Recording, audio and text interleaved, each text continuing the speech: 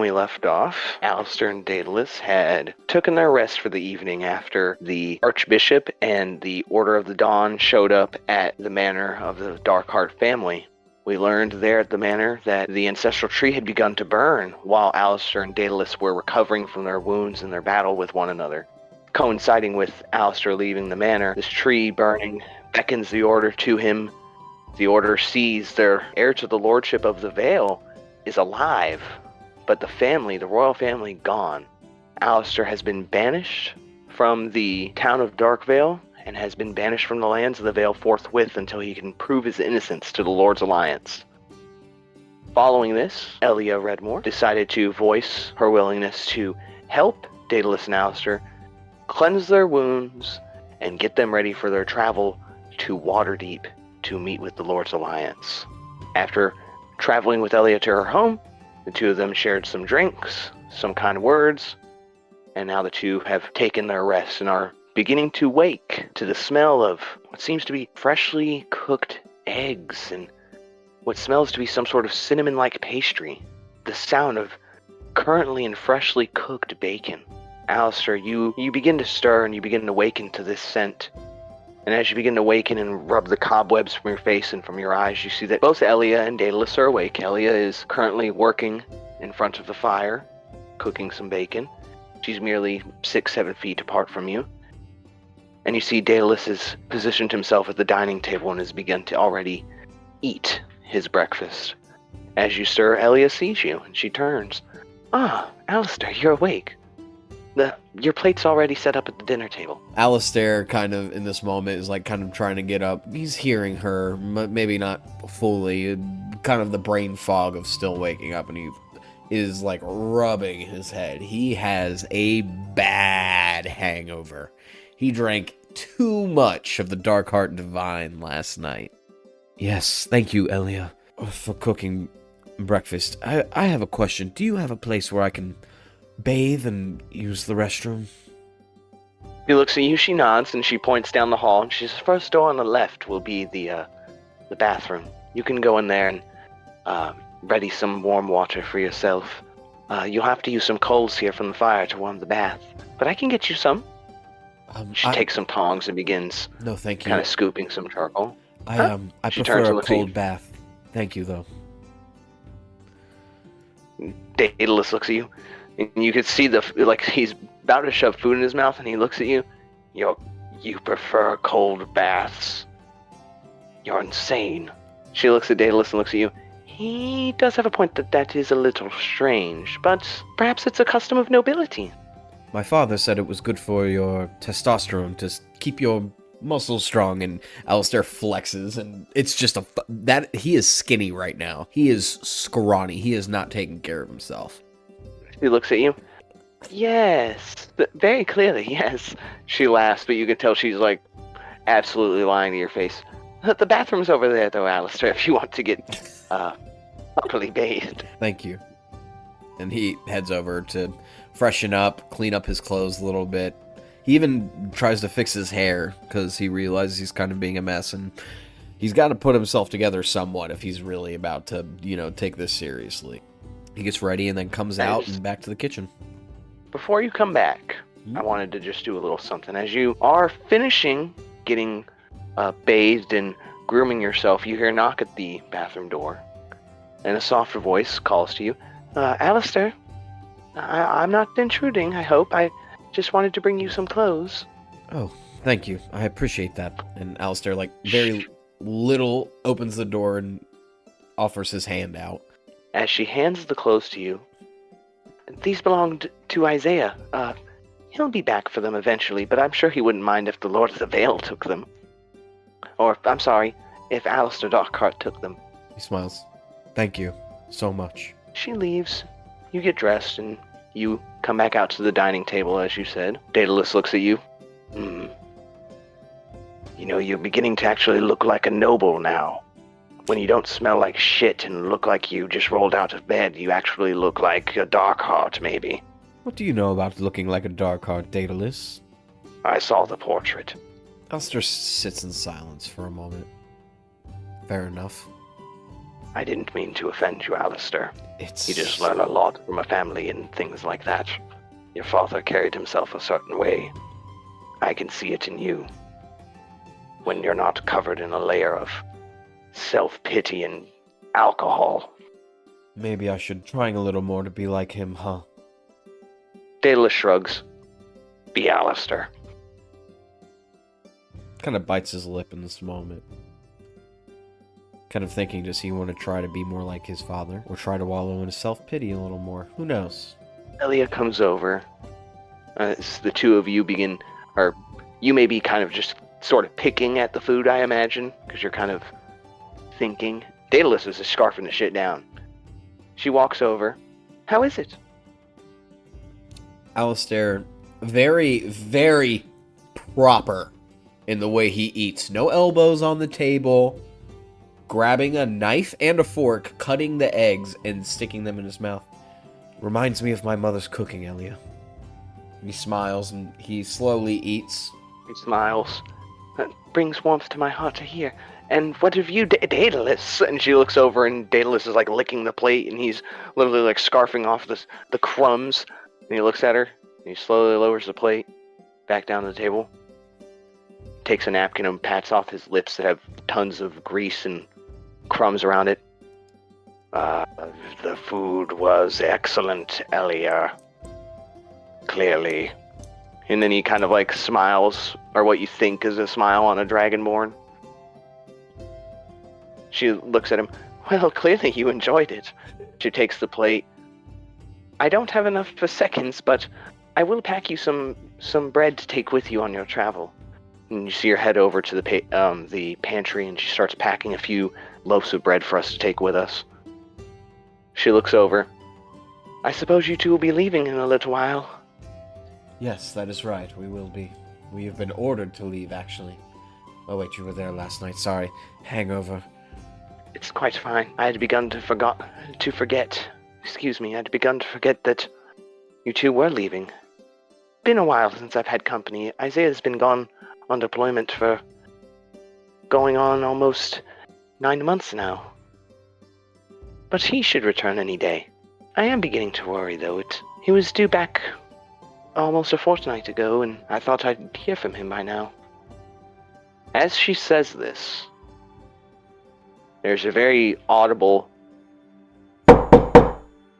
on the front door of the Redmore family cottage.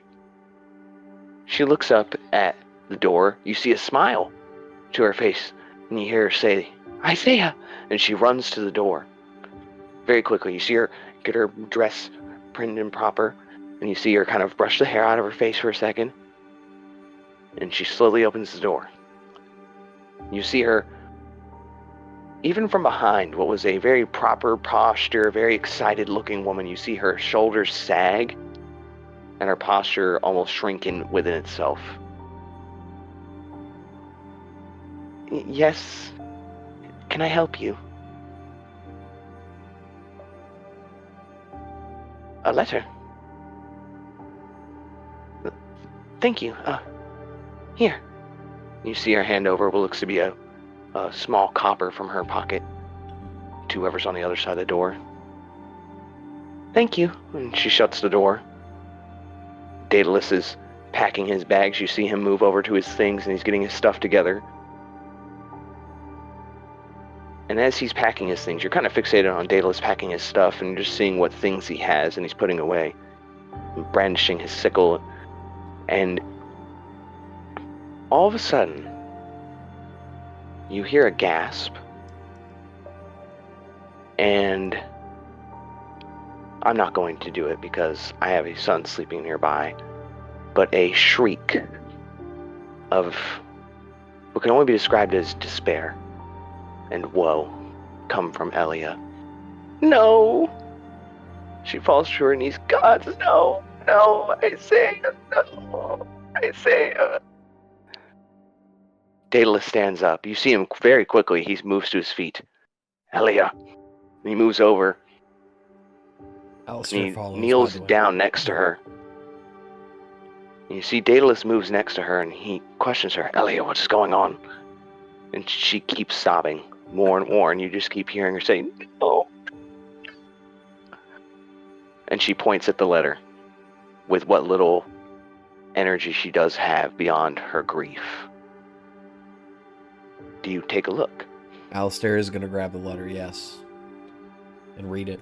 Alastair, as you open the letter, you see the wax-sealed stamp of the Lord's Alliance. You see 3 crowns intertwined on this crimson seal. And as you unfurl the letter, open it, you see words. A decree from the Lord's Alliance. News from the fort at Icespire Peak. There has been a disaster. A dragon has come to the Storm Coast. A white adult dragon.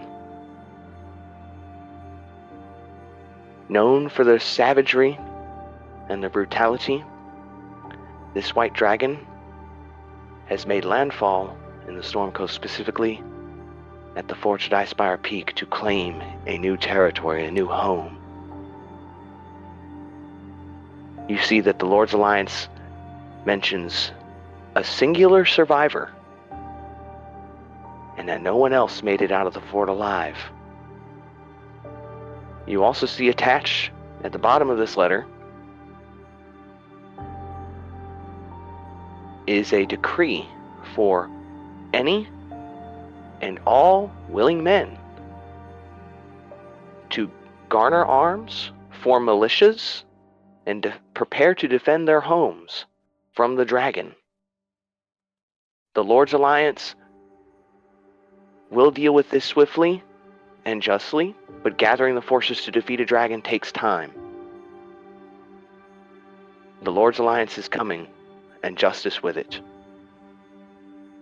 And you see, that is the end of the letter. Daedallus looks up at you. You see him kneeling next to Elia, and he goes, "Well, what does it say?" The fort near Icespire Peak was destroyed by a white dragon, and only one survived. Elia.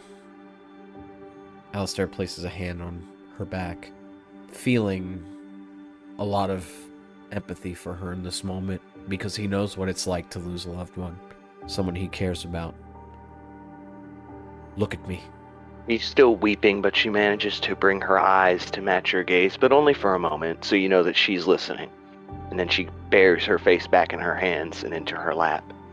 I'm going to do everything that I can to bring justice to your husband, and I will bring back his body because he deserves a proper burial. I am so sorry for your loss, Elia. And he's going to embrace her. He's going to hug her in this moment as he even starts crying himself. As you embrace Elia, she begins to cry more, but she returns the embrace, grabbing very hardly on the fabrics of your coat and your clothes, and you realize in this moment, you are wearing Isaiah's clothes. And she begins to weep, and you hear her say, "The clothes still smell like him." Isaiah. And she keeps weeping into you. You see Daedalus is kneeling nearby, shaking his head in disbelief and also in shock of what is to come. You see him match your gaze for a moment as you look at him while you're holding Elia. He looks at the bags and the things, and he begins to gather yours and his belongings. He's not rushing you. You can see that very clearly. He's just preparing things. After a good 20 or 30 minutes of her sobbing, and it does not stop, Elia manages to compose herself long enough to realize that it is time for you to go. The shining rays of the sun coming through the stained glass windows, shining upon her. She sees the stained glass of the couple in the window, the auburn-haired woman and the dark-haired man. She looks at the stained glass for a moment. Tears continue to roll down her cheeks, but she composes her voice long enough to speak to Alastair and to Daedallus. "I know you must go. I know you must go. I'm so sorry. Isaiah, This is all we have. Alastair, Daedallus, I'm sorry. I know you must go, but I don't want you to. I don't want to be alone.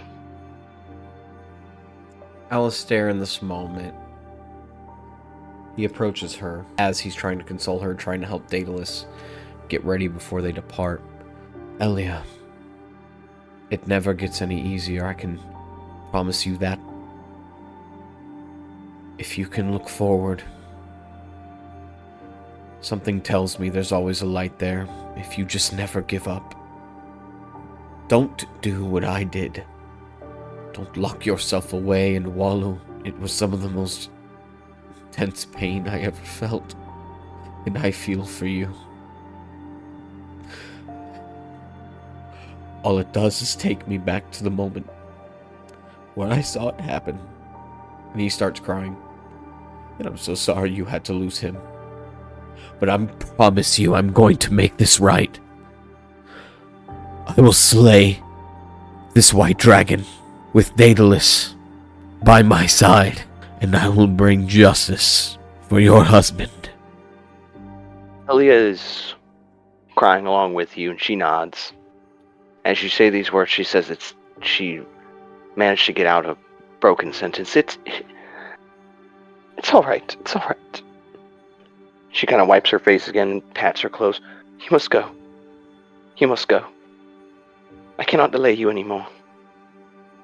As Daedalus grabs your bag and hands it to you, he throws his over his shoulder and he motions towards the door with you. Elia calls out one more time. You see her sitting at the dining room table. Alastair, Daedalus. Daedalus stops and turns and looks at her. Do you do the same? He does. You see through a fountain of tears flowing from her eyes. Looks you in the eyes and she says, if you find Isaiah or signs of Isaiah, bring what little you can back to me. Please. I promise you I will. And while this is happening, Alastair is going to pull out a very small pouch. And he's going to put in a very obvious spot, but not make it super obvious that he's leaving her 20 gold pieces. Right by the front door, there's a small little sort of like armoire. And you place it right there. Right on the edge of that. Daedalus looks at you. He nods. And he motions for you to walk out the door. Like he's holding the door for you. He walks out. As you walk out, Daedalus does not speak a word to Elia. You see him, as he shuts the door, he looks at her. She's not looking at him, she's weeping. He shuts the door. He stares for a moment at the door, now breaking her line of vision to him and him to her. You see Daedalus look down at the ground, and he looks at you. Well, I guess we're going to go slay a dragon now. And then he looks at you. It sounds like we are. I was probably being a little brash. I don't know if I probably should have said that, or if I could even kill a dragon, but something tells me she needed comfort in that moment, and that these people, they might need me one day. We must make haste to Waterdeep, so that I can prove my innocence and lead these people. They seem lost, and I feel at fault. Daedalus is walking with you as you're speaking. You guys are, as you say we should make haste, you guys begin stepping and you're talking as you're walking. Daedalus walking alongside you. Well, if we're going to make it all the way to Waterdeep, we're going to have to stop and get supplies. And clearly we're not going to be able to get any supplies now. It's daybreak here. He pulls out a mat from his backpack. You see he's got kind of rolled up on the sort of side patch. He reaches back and pulls it out. And he unfurls it in front of you. We are here. And he points with his golden taloned finger. And you see a small little, what looks to be like a star symbol. This is where we are. This is Darkveil. You see here on the western side of the map along the storm coast. You see Waterdeep. Right here, and you see a small triangle. In the middle, kind of between the 2 points, is a small lumber town known as Fendalin. We can stop there to resupply. It's still some days away, but we will make it to Fendalin. We won't make it to Waterdeep with the level of supplies we have, even with the food that Elia gave us. I guess that Fandalin would be a good spot to resupply. Let's go there first, then. Shall we? Silence kind of comes between the two of you. You see Daedallus isn't being quiet to be distant from you, he just has nothing to say. As the two of you keep moving on along the King's Road from out of Darkveil towards the forested woodlands of the surrounding areas of the Vale, towards the mountains, you see one last look of your town as you reach the outskirts. You look back and you see two things. One, the hopeful outlook of one day maybe coming back to this place and bringing it back to the glory it once had. You see the town and you remember what it used to be, and you see what it is now. Although it may not be what it once was, it's only been 4 years, and the damage that has been done can still be undone. Beyond this, one thing sticks out to you, and it fills you with nothing but sorrow, and it is the sight of the tree still burning in the distance behind the manor. You and Daedalus continue journeying through the King's Road into the King's Wood towards Fendalin. Along the roads to Fendalin, thanks to your father's training and what survival skills you managed to retain from that at your age, the two of you make haste towards Fendalin, traveling across the King's Road. You manage to avoid a few hazards along the way, mainly things like a pack of roaming boars. They were clearly searching for some sort of food or looking for some sort of trouble in their territory. You also see flying above what looks to be a wyvern, and you signal that to Daedalus, and the two of you hide in the bushes nearby as the wyvern crosses over.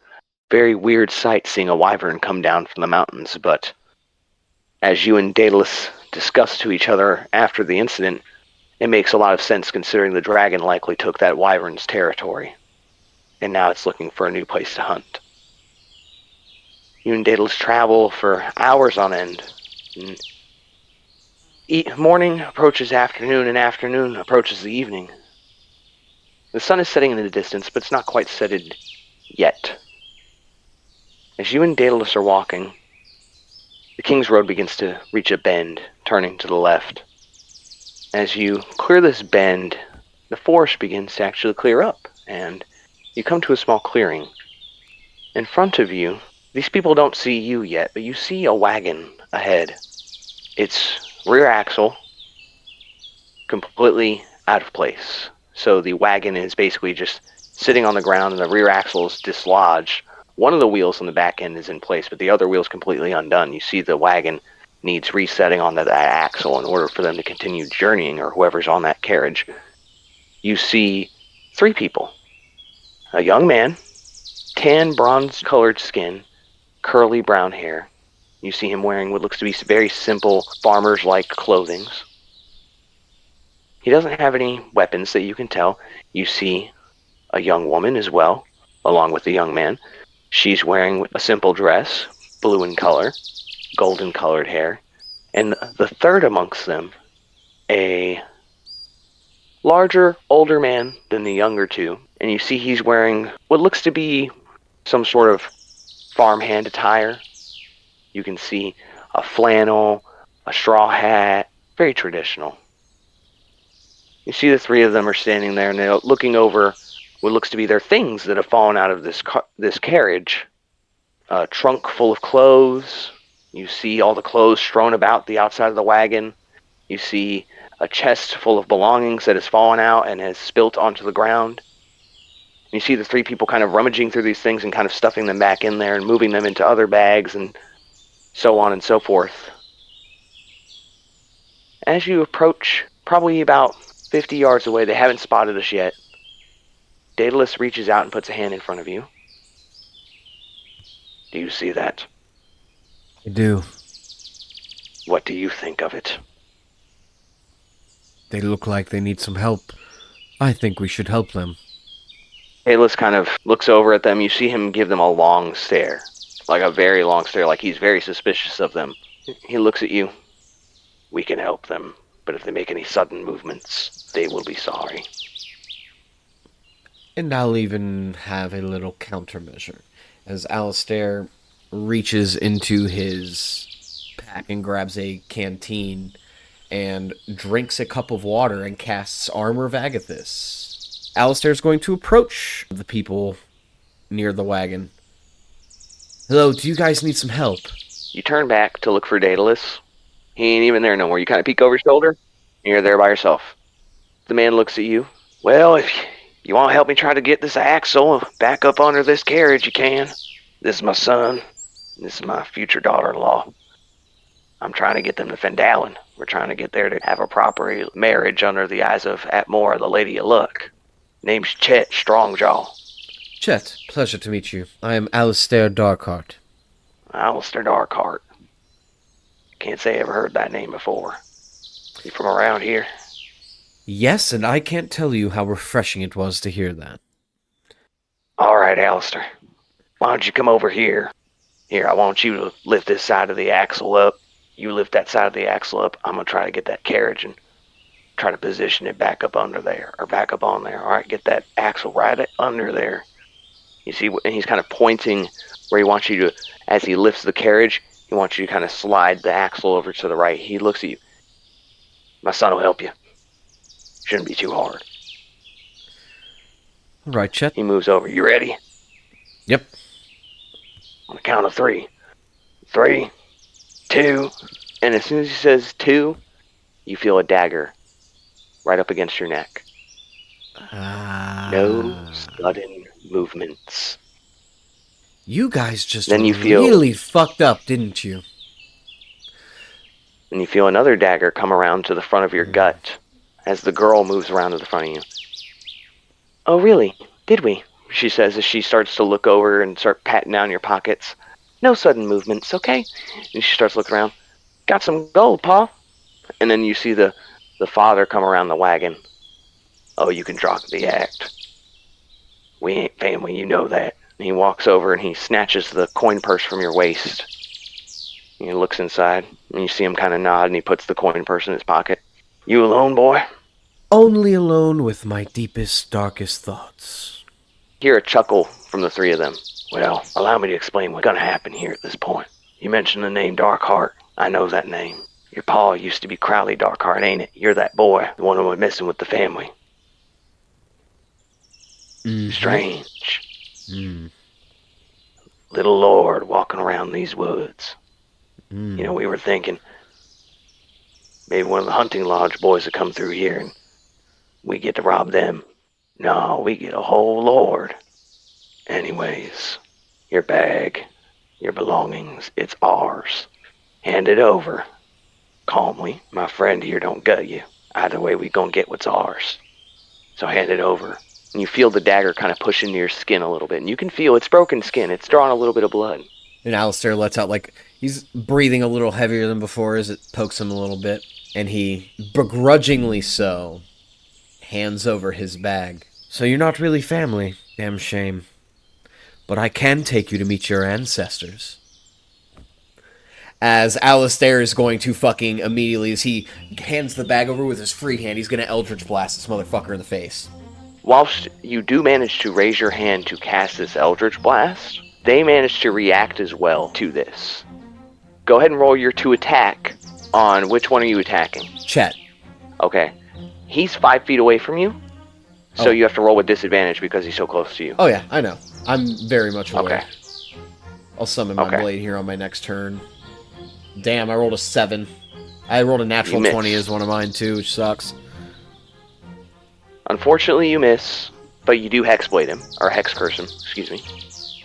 What ability are you hexing on him? 1 second. I'm gonna read. Curse it for 1 minute. Against a curse target, you get +2. So it's not like a hex spell. It's a hexblade's curse. It doesn't say. Oh. Yeah, it doesn't say that. I'm sorry, I thght it was the hex spell. Forgive me. But your Hexblade's cursing. Okay. And I'm assuming Gotcha. we're rolling initiative right now? 1 second. I'm going to describe the scene, and then we're going to roll initiative. But if you want to go ahead and roll yours, yes, you can. Give me a good roll. So, yeah. To clarify where everyone is, in front of you, 5 feet in front of you, is the guy who introduced himself as Chet. The guy who is his fake son is standing behind you with a dagger to your throat. And about 5 feet, 10 feet-ish, I'd say closer to 10 feet to your right, is the woman that was with them. And she's currently going through more of the belongings and your stuff. As this happens, you attack them. Yep, Alastair is immediately pulling out his sun-touched rapier, and it's going right in his fucking gut. Alastair thrusts forward as I'm assuming he dodges out of the way, and Alastair is just like, what the fuck? This guy is faster than I thought he was. It is now Chet's son, or his fake son, who is at the sight of you kicking out, you're shooting an Eldritch Blast and then stabbing out at Chet. He's going to bring you to your knees, like kick your knees out from underneath you. You are now on your knees. He's going to take the dagger, and he's going to plunge it into you. He's going to take 5 cold damage from Armor of Agathis as the magical armor around me absorbs the damage. So as he sinks the dagger into your neck, he feels it sink in. On his end, he feels the dagger go into your neck, and he's thinking you should be dead. When he pulls the dagger out, there's no blood. And you didn't even feel a dagger go in you. As when he pulls the dagger out, he looks at it, and it is covered in this sort of thick, almost layer of ice on the dagger from this ethereal armor that you've projected upon yourself. And immediately the dagger, the ice that's around it, explodes in his face. The dagger's still together, but all the ice just shoots off like many pin needles all over his body. And he takes 5 cold damage from the ice spikes shooting off of the dagger that he tried to stab you with. As this happens, his grip loosens on you. You're still on your knees, but he does let go of the grip because he's like... Alastair is going to rise his hand up into the sky, and like I said, you'll meet your fucking ancestors as he casts Hellish Rebuke. That motherfucker frozen. He dead. He's just... What you all see is as he stumbles back and all these pin needles of ice hit him in the face, he is immediately frozen. You just see a glacier, a very small glacier surrounding him as he's now trapped in the ice. As this happens, you hear the woman shout, "Daedric, no!" as she moves forward to now attack Alastair. Daedallus is going to attack now. He's been hidden this whole time. He's been waiting for his opportunity. From the shadows, I'd say probably about 20-25 feet away, rushing from behind the other side of the carriage, you see him before they do. You see a streak of gold go by just for a second. You hear the footsteps. The girl turns, and as she turns, you see Daedalus come out of the shadows and rake the sickle across the midriff of her body. He just rakes it across her. You hear the footsteps just long enough to where, as soon as you turn and look towards the woman, you see Daedalus come running from the other side of the carriage, and you see him take a wide swipe as he's running by the woman across her chest, and you see a fresh spray of what can only be described as vermilion ichor spraying the air around Daedalus as he cuts her down. He runs towards the next one. Running towards the larger man that's about 5 feet in front of Alastair, Daedalus is now on the opposite side of him. He cuts down the woman and then positions himself behind Chet. You see him do one of those look left, look right, look left, look right, because we are on either side of him. He immediately pulls out 2 scimitars from either side of his scabbards, and the man begins to attack. He moves towards Daedalus, as Daedalus literally just cut that woman almost in half in front of him, and he's running right at him. And you're in a kneeled position versus Daedalus, like literally about to cut towards him. 2 attacks at Daedalus. Yeah, 2 attacks, wow. The man takes his scimitars, and you see him take a step towards Daedalus, his back turned to you now. He takes the scimitars, and they were in sort of a defensive position, almost an X in front of him. As he steps forward, he sort of takes his arms, rings them above his head, flourishes them forward and takes 2 cleaving strikes towards Daedalus' midriff, trying to take out either side of his sort of rib cage area. You see, as Daedalus is ready. You watch Daedalus move. You can see he is deceptively fast for a dragonborn of his size. He easily moves out of the way of those 2 scimitars, and you see he's smirking again. And you see the ichor that kind of covers part of Daedalus' body, the blood of the woman. He's relishing this moment. He likes to fight. You can see it on him. I'm getting the fuck in range for an Eldritch Blast, so I'm going to move 30 feet away from him. He sees you get up to move. You can see with very quick movement. He's fast too. He's still got speed on him. Just because Daedalus can dodge some of his moves doesn't mean that you're going to be as quick as Daedalus, especially in the state you're in, moving from a kneeled position. As you move back, you see him very quickly flourish his scimitar and shoot it almost directly behind him with a quick flurry of movement. And he shoots the scimitar in and right into your collarbone. It slices into you. But as this happens, he pulls the scabbard back. The scabbard turns to ice, and needles shoot into him across the midriff, right side of his stomach and chest area. The man introduced himself as Chet, with his dark-hued skin and his braided hair. You see him. You'll pay for what you did to them. As he continues fighting the both of you off, you move back after taking that damage and dealing damage to Chet, blasting him into the backside. He stumbles forward towards Daedalus, and as that happens, and he's knocked forward just a little bit by that force, Daedalus sees his moment and he begins to strike. And it's almost like a combo attack. So like, imagine he swings back at you, hits you, but then that ice back blast hits him, and he's... Then he stumbles forward from the force of your Eldritch Blast right into Daedalus' swing of his next attack. Chet's too busy turned around dealing with you to realize Daedalus is bringing that sickle down right now. So Daedalus is going to attack with the sickle again. Daedalus is bringing down his right hand with the sickle in a full downswing. You see as it cleaves into his collarbone area. You watch as a red mist protrudes from the wound. Chet screams out in pain. He falls to his knees. Daedalus looks at you, and you see it, he says right to you, "Finish this!" And as the sickle makes contact with Chet, you can see the impact. Hits his shoulder, reverberates into his body. You watch as his knees buckle. The blood sprays. He falls to his knees, screaming out in pain. His left arm, from the arm that is closest to where the sickle made impact, completely goes limp. No muscle control. The right arm flailing from the pain.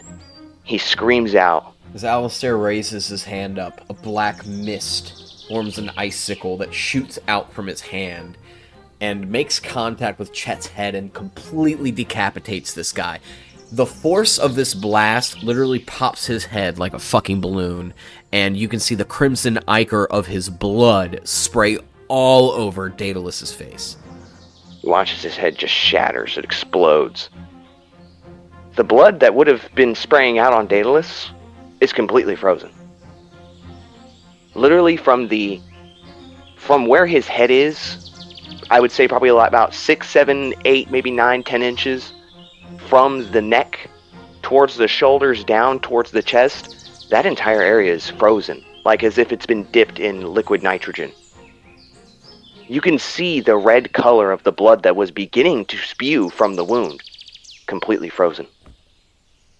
Chet's lifeless body holds a stiff, almost rigor mortis-like position already. Daedalus removes the sickle, and as he removes the sickle, chunks of ice and frozen flesh rip off of Chet's corpse, and it flops. Daedalus shakes out the sickle, and the blood shoots from it, and the chunks of ice come off of it. He looks at you. He looks at the corpse. What the hell was that? How much of that can you do? As many times as I'd like to, really. You see Daedalus walks over to you, and he reaches his hand out to help you up to your feet. Thank you. Dusts himself off. By the way, Daedalus, I know it's probably not the best time to ask, considering I just killed somebody, but your swordsmanship with your scimitar, quite exceptional. It's a sickle. A sickle? It looks like a scimitar. He looks, he squints his eyes. My You dad see never taught Daedalus me the look at you. blades. I'm sorry. I see pointy or sharp. It kill. It do job. Daedalus looks at you. Allow me to educate you, Alastair. He grabs Chet's hand or wrist, and his wrist is still holding onto his scimitar. And he takes the other hand, tries to rip the scimitar out of it, but it won't let go. Let fucking go, you're fucking dead! And he rips it off, rips the scimitar out of his hands. Thank you. Takes the scimitar. This is a scimitar. See the curve? Slight Oh. curve. Okay? This is a sickle. And he shows you. Sickle, big curve. Scimitar, Interesting. actual weapon. Sickle, not really weapon. Can be, though, in the right hands, but not really a weapon. Interesting. Anyways, in the future, here's a tip for you. If you see random people that need help on the roadside, not always are they really random people who need help on the roadside, if you get what I'm saying now. Clearly, because I was just almost robbed. Speaking of, he's gonna grab his 5 gold pieces that they took off of him and his In bag. addition to 5 gold, you find their bag of gold that they had with them, and you can see that they've got a bag with 4 additional gold pieces, 17 silver, and 11 copper. Which he splits with Daedalus, so he'll get 2 gold pieces. Daedalus can take the extra 9, so I'll take the 8 silver pieces. And then I'll take the 6 copper pieces, and you take the 5 copper pieces. Very well. You also find, in addition to this, 2 potions of healing. I'm giving one to you, obviously. Alistair, you find what looks to be a small jewelry box. But as you look inside the jewelry box, you open it and you see two stones. One, a very bright sapphire, and the other, a deep, darker emerald stone. You take a look at them, and you're holding this, I would say, ebony-colored box with a bit of ivory trimmings. Daedalus kind of peeks at it over your shoulder. What the hell is that?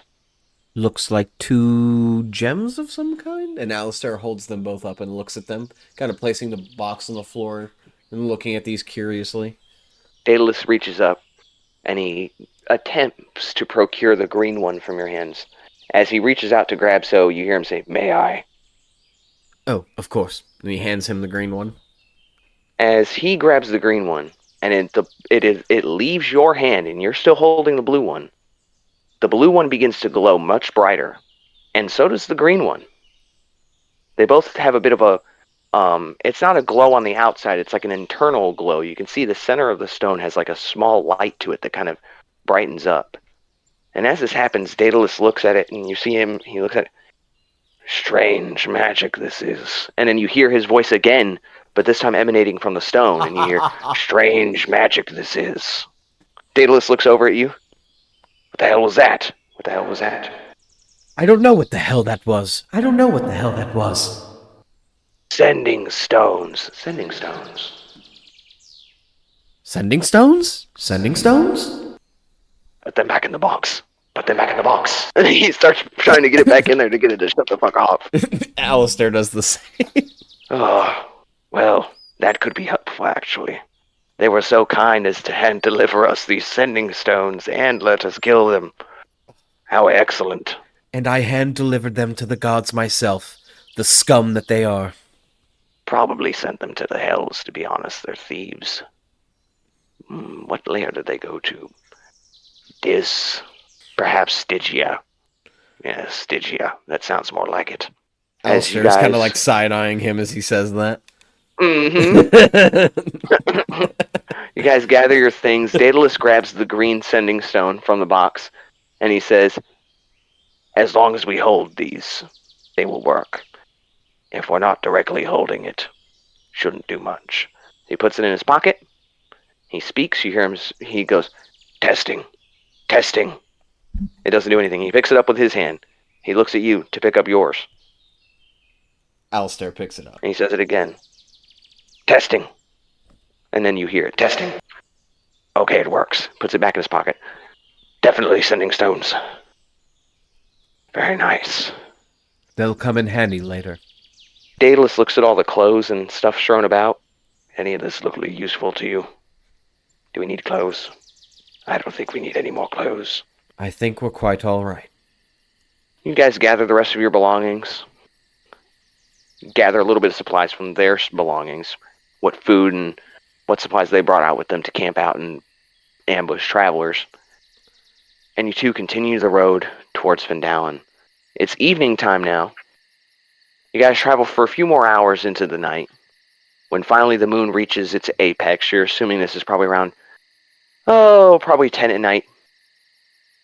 Daedalus has been walking with you for some time, and Daedalus turns to you. The hour grows late, Alastair. Perhaps it is time to make camp for the evening. I agree. I'll help you set up camp. We'll get a fire going. Go ahead and roll me a survival check with advantage. 17. 17. All right. 17 is enough. You guys very easily set up camp just off of the King's Road in a small bank, nestled under some trees for some head coverage. You guys find a nice cozy spot to pitch your tent, and for the two of you to start a small fire. Pour me one.